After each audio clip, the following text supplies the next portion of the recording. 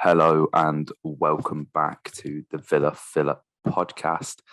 I'm trying to be quiet because everybody's asleep and I'm back at my parents' house, but I am here as always with my good friend Dan Wiseman. Dan, late night Villa Fillers. They usually hit different. This one, for different reasons. Not so much. It will hit different, just for different reasons, I think, mate. But yeah, you're maybe I should join you on the whispering front. We should both just. This is a PG. ASMR. This is R-rated Villa Filler content. Nah, I'm all good, mate. I'm all good. How are you? I'm still not over it, mate. I'm still not over it. We said earlier, didn't we? The dynamic of this episode is most definitely going to be good cop, bad cop, and we'll let you guys decide who's who in the comments. Although it should be fairly obvious, I am human, mate. Aston Villa 1, Liverpool 2. Before we get into that, we have a word from today's video sponsor. This video is sponsored by the wonderful guys over at OneFootball. It is the place to get all of the most up-to-date football news, scores, articles, live updates. You couldn't ask for more. Dan, we use this app every single day of our lives, and they've been kind enough to sponsor us here at the Villa Filler again. Yeah, it powers the podcast, mate. It's my go-to place for live scores, stats, and news from 200 leagues, 12 different languages. It's got the lot, mate. So, guys, if you check out OneFootball using the link in the top of the description, it'll help us out, it'll help you guys out, and it'll help you just enjoy the game that little bit more. Be like Dan and I, download OneFootball. You know what to do at this point, guys. I'm not going to tell you. Just download the app, please. Just do it. And, I'm lost for words, mate. I'm well and truly lost for words. I think what frustrates me, and I always forget how much I hate Liverpool Football Club until we play them, because it's out of sight, out of mind, mate. I don't care. All this race for the title, who's going to decide the title, it's nothing. It means nothing to us, mate. We're not competing in that echelon of the table. So quite frankly, I don't care who wins the league. There is no skin in the game. Up until now, I don't want Liverpool to win the league. Do you know what? It's funny because when Salah came on, mate, I kind of lost it, because I was like, "Are you taking the piss? You're winning 2-1. And you're bringing Mohamed Salah on." And I was going off on one. And my dad says to me, he goes, "May I remind you when we were in the Championship and you said you can't wait for us to get promoted so you can see all these players again in the flesh and all this kind of stuff." Yep. I don't want it, mate. Today, I don't want it, because they're absolute scumbags, mate. They really are. They are. And there's no one more disgraceful and scumbaggy than John Moss. And I don't even remember, mate. Where do you remember first year? Mitch had a load of people over for prees one night. Shout out to Mitch Sharkey. And John Moss's daughter was one of them. Do you remember this? Yes. Yeah. Yeah, I do. She went round proudly professing that John Moss was her dad, as if that was something that a bunch of lads who go to uni and do football would be happy about. And I think the two of us, mate, we just reeled off a load of refereeing decisions that he gave against us. It's certainly not a conversation starter. Hi, my dad's John Moss. I wonder how she's doing, but mate, John Moss, absolute disgrace, honestly. So, guys, this is going to be a bit of a different podcast, guys. We were brilliant, but John Moss was a bed end. Title that, mate. That's a wrap. That's a wrap. Yeah, mate. No prizes for guessing who's good cop, bad cop now, guys. I think the only debate to be had in the comments after this is like, which Dan are you after today's result? Because I'm like, man, I'm like, mate. I'm begrudged to come on the Villa Filler podcast and talk referees. You don't do it. You don't do it. I try and refrain, mate. You never do it.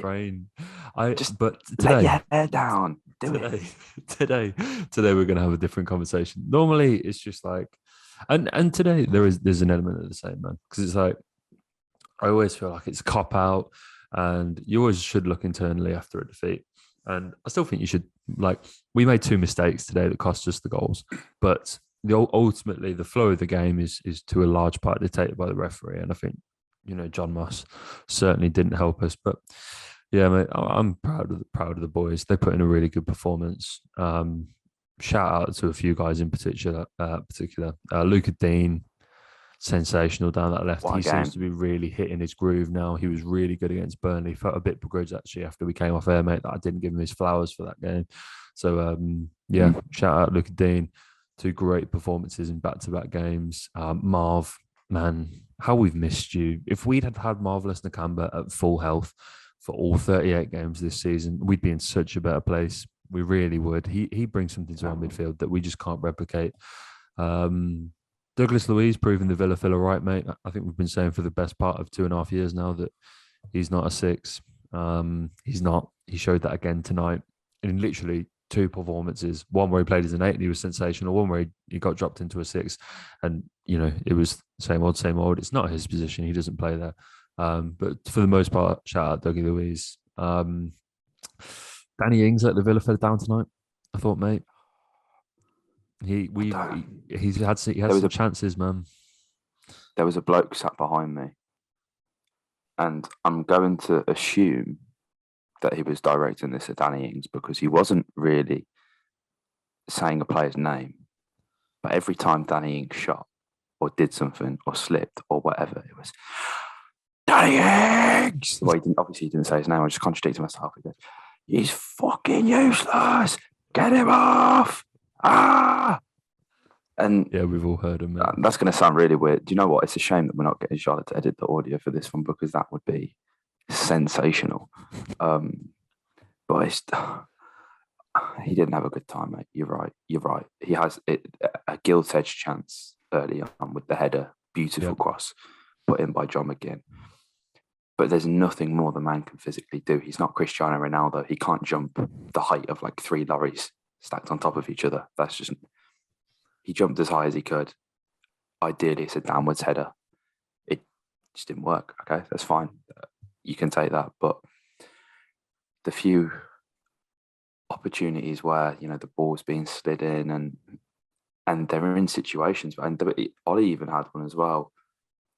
He takes 2 touches. Van Dijk gets ahead of him, and you go, if that's Ingsy, it's bam, it's in the back of the net. But he just weren't on it tonight. I think there is a case to be made without sounding like Graham Souness. Mate, we water that pitch far too much. What are we doing? Everybody's always falling over. Either get a new pair of boots on or like stop watering the pitch because who are you helping? It helps nobody. Like, I don't know, mate. It weren't England's finest hour. I'm looking through the player ratings right now, mate. This is all off the cuff. I've pretty much just got back. I am appalled, right? Who was at the game for the BBC? I should know because my dad fucking added him onto her. Phil McNulty. Now, Dan, I appreciate there's going to be no BBC slander on this podcast, and rightfully so. Chief sports writer. Phil? What was he watching, mate? Emi Buendia, 5.34. Matty Cash, 5.7. Emi Martinez, 5.15. Bertrand Traore, 5.13. Ollie Watkins, 5.09. Danny Ings, 5.02. Douglas Luiz, 4.98. First of all, how are you calculating the fucking percentages, Phil? Right?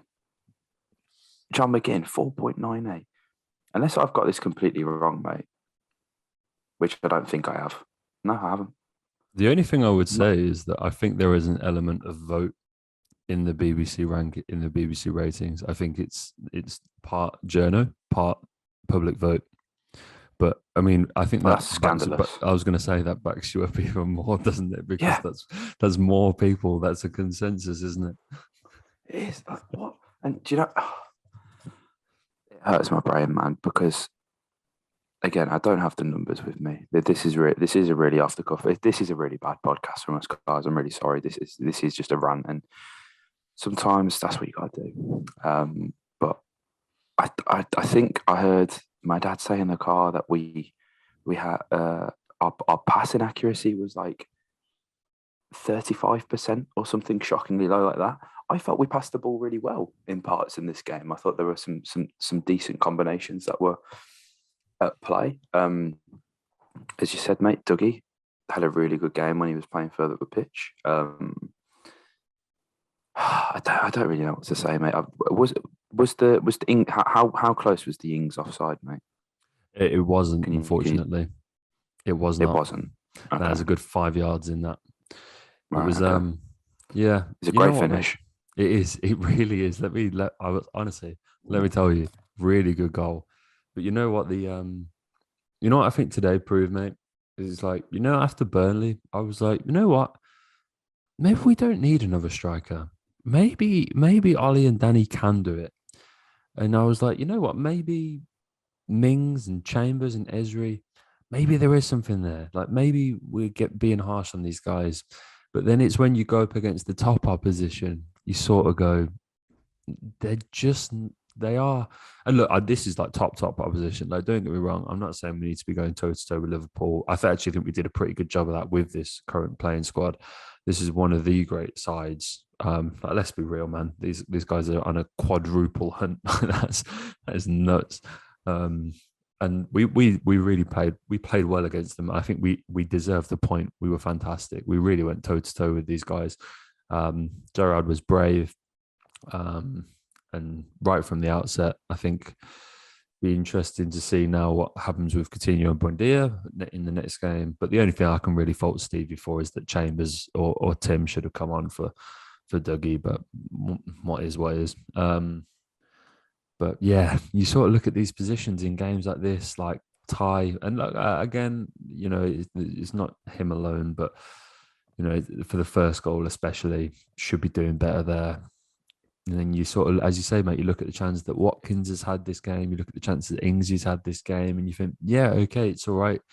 We can do it when we go to relegation, battling Turf Moor and everything like that. But like in these games, the quality, and we've come away from every game like this feeling like we have the chances and stuff like that. So I don't know, mate. Maybe it's when you go up against these big boys that you realise that, yeah, maybe that we are just a cut below. But I don't know, mate.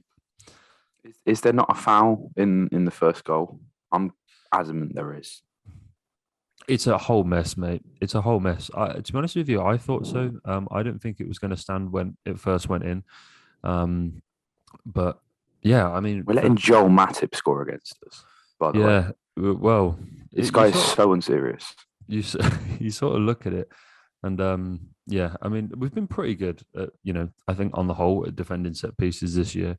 And right from when it was given, obviously it's in a dangerous set area. You know that Liverpool have got the qualities with Trent in that far right spot. Sort of swings the ball in. Ty needs to do better on the penalty spot. I thought it was a high boot. I think it's Jota that comes flying in on Matty Cash. I thought it was going to get given for a high boot.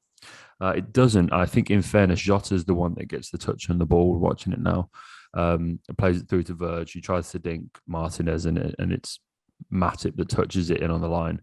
I think you can maybe make a case. He sort of does fly in there, but luckily he does play the ball. I think if any other there's a lot of limbs, a lot of bodies in there. If it comes off anyone else, I do think we get a foul. But I think luckily for Jota, he is the one that plays the ball, which probably just about saves him, to be honest with you. Yeah. So yeah, it is what it is. I can understand why that went against us, but yeah, I mean, I'm sure as I said, everyone will have seen it back and stuff like that. It doesn't reflect great with Ty's clearance on the penalty spot, so it gets stuck underneath his studs, and yeah, the rest is the rest, mate. Do you not think that the only difference tonight was the fact that they had a world-class centre half and Joel Matip?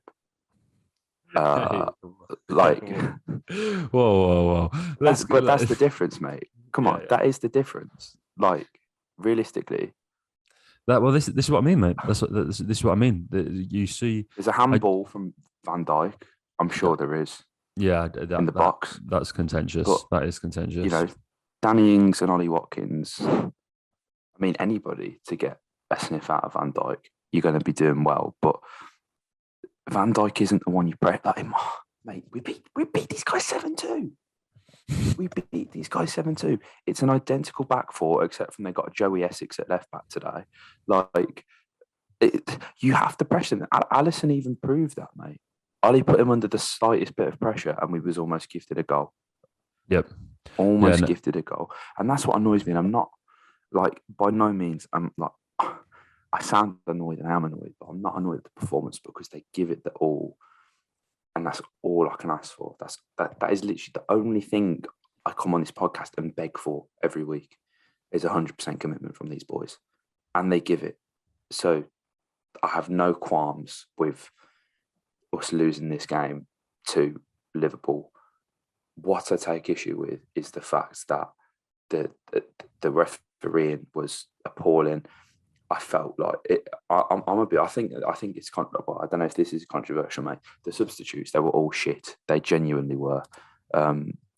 Emmy has to start this game. I know, guys. I came on this morning, and I've gone, oh, Felipe Coutinho. I know, he's fucking brilliant. Okay, but Emmy Buendia has to start this game. He does. Emmy Buendia has to, and it's futile bringing him on that late. What's he going to do? He's not going to. Of course, it's the offside goal, but it's offside. It doesn't matter. None of the substitutes made sense, mate. Carney doesn't put himself about whatsoever. Bloody Bertie, we are the only two Villa fans who like Bertrand Traore. And there's not a snowball's chance in hell that I bring him on in this game. You don't know what you're going to get. It's an unknown quantity. You can't. We don't even know if the man can run. You know, He didn't run at AFCON. I watched him quite closely.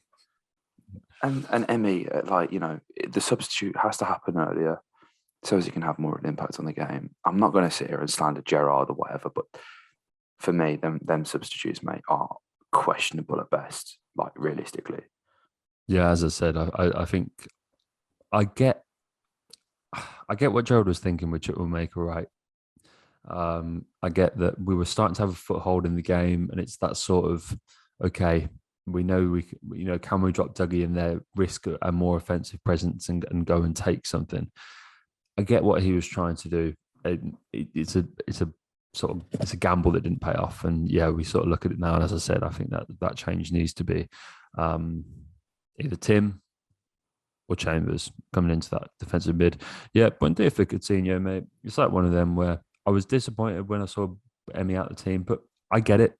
We both said in the preview, we were like, it's a weird one leaving Phil out of this team. But I think it's made Gerard's mind up for the next game. And so, yeah, I think you're right in that Buendia doesn't really work as a substitute. I actually think they're better off the other way around.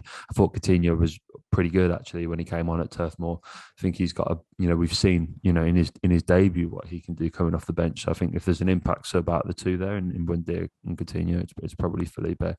And then Traore, man. Yeah, I mean, no one loves him more than me. Who else? I've never been to Villa Park and seen anyone else have a Bertrand Traore kit. I think I'm literally the only one to have that print. But there's not a lot of honestly, to be fair to Stevie, with this sub, there's no other offensive presence on the bench. It's like when I think you're getting to the 80 minutes and you're looking to gamble, and you make a change in that front three, see if something like will stick. It's a pretty staple move of managers up and down the country is just to rotate that offensive force when you get into the 80th minute. And with Buendia on the pitch, you're left with genuinely the next best offensive player is Ashley Young.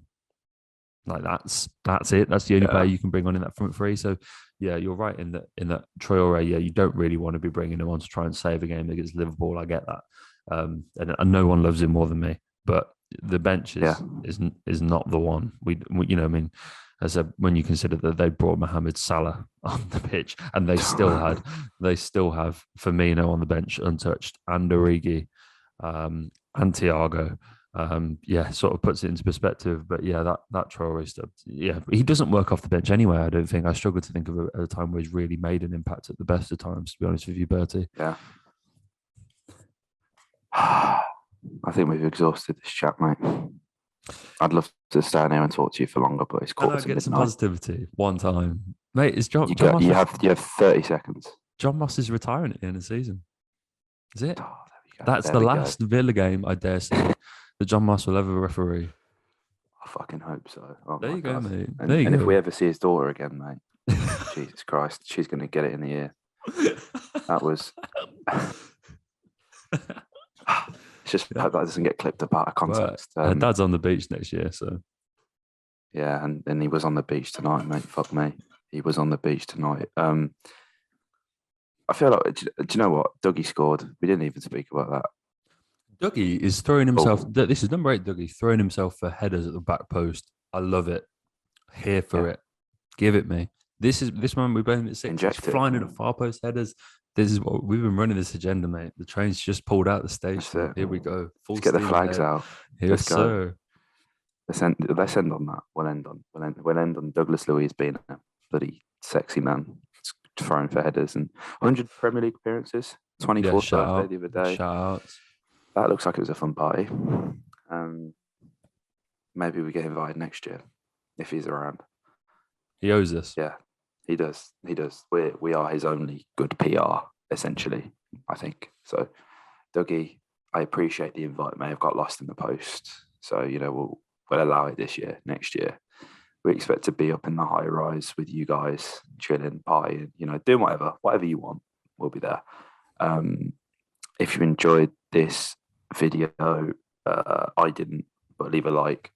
Comment your thoughts below on this game and the refereeing.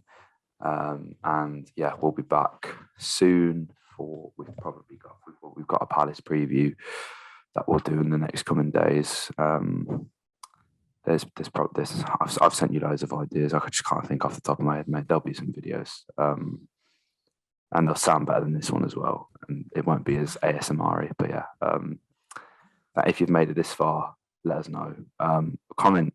We need to get them to comment. Dan, think of a thing that they can comment if they've made it this far, so they can let us know. Yeah, I want to know which team are you. So Dan's always you got to say Dan Morgan is bad cop, Dan Wiseman is good cop. So put in the comments good cop or bad cop. How you feeling? Let us know. Yeah. Let us know whose side you're on. God, I wish I could sleep as easy as you're going to tonight, mate. I really do. Like, comment, subscribe, and up the villa.